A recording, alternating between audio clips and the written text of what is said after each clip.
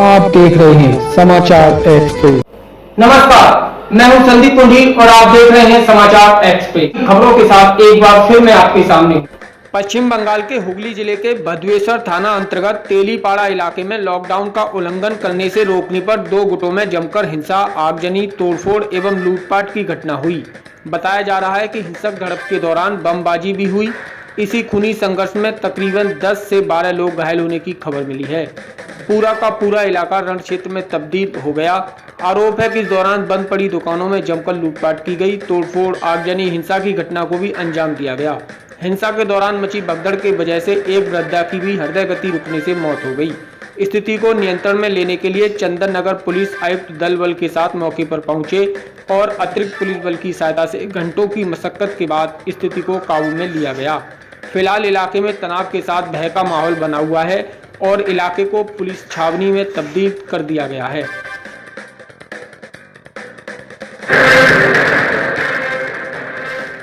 प्रयागराज के सराय अकील थाना क्षेत्र के अकबरापुर गोहली गांव में तेज रफ्तार से ट्रैक्टर लेकर जाने से रोकने पर दबंगों ने अंधाधुंध फायरिंग कर दी, जिससे एक व्यक्ति गोली लगने से घायल हो गया। फायरिंग की आवाज से पूरे इलाके में सनसनी फैल गई। चीख पुकार पर ग्रामीण घटना स्थल की तरफ दौड़े तो दबंग धमकी देते हुए चले गए। घटना की सूचना सराय अकील पुलिस को दी गई तो एसपी अभिनंदन समेत भारी पुलिस फोर्स घटना स्थल पर पहुंचा। वारदात से गांव में तनाव है। एसपी अभिनंदन ने मीडिया को बताया कि मुकदमा दर्ज कर लिया गया है, जल्दी आरोपियों की गिरफ्तारी कर ली जाएगी। प्रयागराज के उत्तराब थाना क्षेत्र के घाटमपुर गांव में दीवार के पास खड़ा होकर बच्चों को खेलता हुआ देख रहा किशोर अचानक दीवार गिर जाने से दब गया। जब तक लोग उसे बचाते तब तक उसकी मौत हो गई। सूचना पर पहुंची पुलिस ने पंचनामा कर सब परिजनों को सौंप दिया। मृतक हाई स्कूल की परीक्षा देकर परिणाम के इंतजार में था। पीलीभीत के पूरनपुर सीएससी में नसबंदी करवाने के 7 माह बाद महिला के गर्भ ठहर गया। महिला ने जब इसकी शिकायत पूरनपुर सीएससी में पहुंचकर की तो डॉक्टरों ने गर्भ न ठहरने की बात कहकर उसे घर वापस लौटा दिया। अल्ट्रासाउंड करवाने पर सच्चाई सामने आने के बाद महिला के होश उड़ गए। रिपोर्ट देखने के बाद डॉक्टरों ने खाना पूरी कर जल्द महिला के खाते में मुआवजे की रकम पहुंचाने की बात कही। अब महिला 8 माह की गर्भवती है, लेकिन अभी तक मुआवजे की रकम न मिलने से वह अस्पताल के चक्कर काटने को विवश है। पीलीभीत में बेमौसम बरसात और ओलावृष्टि ग्रामीणों के लिए मुसीबत बनी हुई है। रात में बरसात से कई किसानों का खेतों में कटी पड़ी गेहूं की फसल भीग गई। गेहूं की नरई भीग जाने से भूसा बनाने में भी किसानों को काफ़ी दिक्कत हो रही है। मई के पहले सप्ताह से ही कई बार बरसात ओलावृष्टि से ग्रामीणों में बेचैनी देखी जा रही है। अभी भी कई किसानों का गेहूं की फसल खेतों में मढ़ाई के लिए पड़ी है। बार बार बरसात होने से फसल सूखने के बाद फिर गिर जाती है। आंधी से आम की फसल को भी काफी नुकसान पहुंच रहा है। पीलीभीत में जिला अधिकारी वैभव श्रीवास्तव बिना काफिले के प्राइवेट कार में सवार होकर पूरनपुर पहुंच गए। यहां पुलिस प्रशासन को उनके आने की भनक नहीं लगी। डीएम के आने की सूचना से पुलिस और तहसील स्तरीय अधिकारियों में हड़कंप मच गया। पीलीभीत के पूरनपुर कोतवाली की घुंगचाई चौकी क्षेत्र के गांव मदारपुर में चबूतरा निर्माण के दौरान 2 समुदायों में मारपीट हो गई।